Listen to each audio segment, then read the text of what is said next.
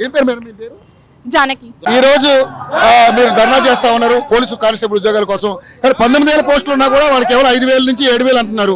ఏ విధంగా చూస్తారు సార్? నా గ్రాడ్యుయేషన్ 2018లో అయిపోయింది. అంటే 2018లో గ్రాడ్యుయేషన్ అయిపోయింది అని అంటే అటు 2 ఏళ్ళు ఇటు 6 ఏళ్ళు అంటే 8 ఏళ్ళుగా నేను ఇంకా ఖాళీ అన్నమాట.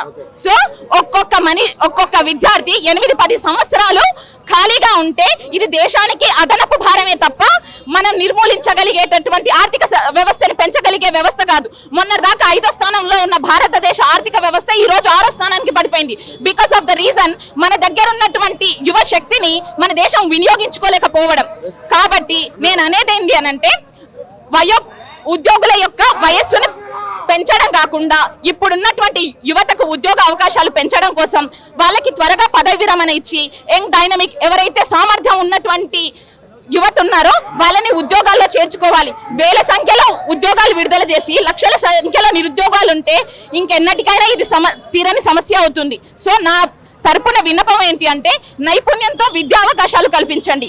ఆ నైపుణ్యానికి తగ్గ అవకాశాలు బయట ఓన్లీ గవర్నమెంట్ సెక్టార్లోనే కాక ప్రైవేట్ సెక్టార్లో కల్పించడం వల్ల నిరుద్యోగిత అనేది ఈ రోజు కాకపోయినా ఇంకో 10 సంవత్సరాల తర్వాత అయినా తగ్గడానికి అవకాశాలు ఉన్నాయి. కానీ మనం ఇలాగే ఈ వైఖరే పాటిస్తూ ఉంటే దేశ నిరుద్యోగ వ్యవస్థ ఇంకా నానాటికి పెరిగిపోయి దేశ ఆర్థిక వ్యవస్థ మరింత కుషించుకుపోయే ప్రభుత్వం మీరు ఎన్ని పోరాటాలు చేసినా దిగి రావట్లేదు. ఏం చేద్దాం మరి? ఏ ప్రభుత్వం అయినా గద్దెనెక్కడానికి ఆలోచిస్తుంది తప్ప ఆ తర్వాత వాళ్ళని సపోర్ట్ చేసినటువంటి నిరుద్యోగులని ఏనాటికి సపోర్ట్ చేయదు. బికాస్ ఆఫ్ ద రీజన్ ఏంటి అంటే యూజ్ అండ్ త్రో సిస్టమ్ నేర్చుకుంటుంది.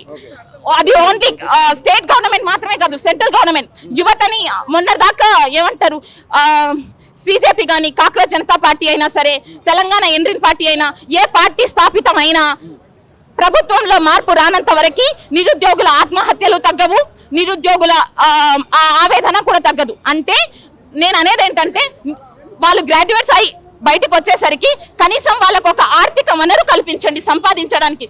అలా కాకుండా ఎప్పుడు ఈ నిరుద్యోగ సమస్య నానాటికి పెరిగిపోతున్న సమస్య తప్ప ఇప్పుడు మేము పోరాడాల్సింది మా ఒక్కరితోనే కాదు, మా తోటి విద్యార్థులతో మాత్రమే కాదు, మా ముందున్న సీనియర్ విద్యార్థులతో రాబోయే విద్యార్థులతో. అంటే కొన్ని లక్షల మంది పోరాడుతుంటే మీరు కేవలం వేల సంఖ్యలో 7,000 ఆలోచించండి. 10 లక్షల మంది నిరుద్యోగులుంటే 7,000 ఉద్యోగాలు ఏ పూటకి సరిపోతాయి? ఉన్న 20,000 ఉద్యోగాలు వేయడానికి ఏంటి ప్రాబ్లం ఏంటంటే మళ్ళీ ఎలక్షన్స్ దగ్గరలో ఉన్నాయి కదా సార్. ఆ ఎలక్షన్స్ లో వాళ్ళ సామర్థ్యాన్ని నిరూపించుకోవాలి అని అంటే అవి ఎలక్షన్స్ ముందో లేకపోతే ప్రలోభ పెట్టో వాళ్ళకి ఓట్లు కావాలి అని అంటే అప్పుడు అవి వాడుకోవాలి. ఇప్పుడు నోటిఫికేషన్ వేసారనుకోండి అప్పుడు వాడుకోవడానికి వాళ్ళ దగ్గర అవకాశం ఉండదు. మాలాంటి ఏమంటారు జోకర్లు వాళ్ళకి దొరకరు కూడా గవర్నమెంట్ కి. ప్రతిదీ కూడా నిరుద్యోగులతో ఆడుకునే పరిస్థితి చేస్తున్నారు. ప్రభుత్వాన్ని వ్యతిరేకించాలన్నది మా ఆకాంక్ష కాదు, కానీ మా ఆవేదన ఓసారి ప్రభుత్వం మా స్థానంలో ఉండి ఆలోచించాలన్నదే మా ఆవేదన. మేము ప్రభుత్వాన్ని గొప్పగా ఆశిస్తుందేమీ లేదు. జస్ట్ మాకు ఉన్న ఆ కాస్త నిరుద్యోగ తగ్గించడానికి మా ఉద్యోగాలు మా అవకాశాలు మాకిమ్మని బ్రతిమాలుకుంటున్నాం. మా అవకాశాన్ని మాకివ్వడానికి మీ అనుకూలత చూసుకుంటున్నారే తప్ప మా ఆవేదన మీకు అర్థం కావడం లేదనే ఒకే ఒక్క బాధ. Government not only Revanth Reddy, ప్రతి రాజకీయ నాయకుడు, ప్రతి మంత్రి, ప్రతి ఎమ్మెల్యే ఆలోచించాల్సిన మినిమం ఇదేంటంటే వీళ్ళు ఇంతగా ధర్నా చేస్తున్నారు లక్షల్లో.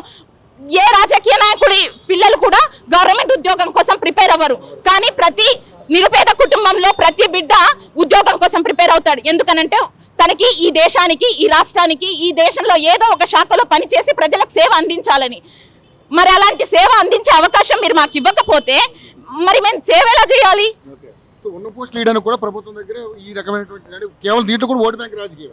ఓటు బ్యాంక్ రాజకీయం కాకపోతే ఏంటి సార్? అప్పుడు ఓటు బ్యాంక్ రాజకీయం కాకపోతే రాహుల్ గాంధీ రాకపోయేవారు.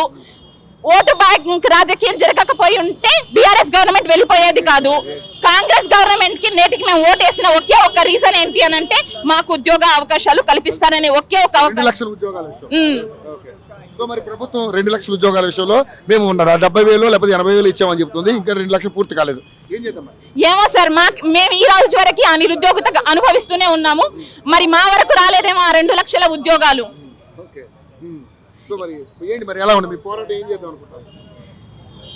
పోరాటం అయినా ఏమైనా మా చదువు ఆగదు కదా సార్. సర్వీస్ చేయాలని అనుకొని వచ్చాము.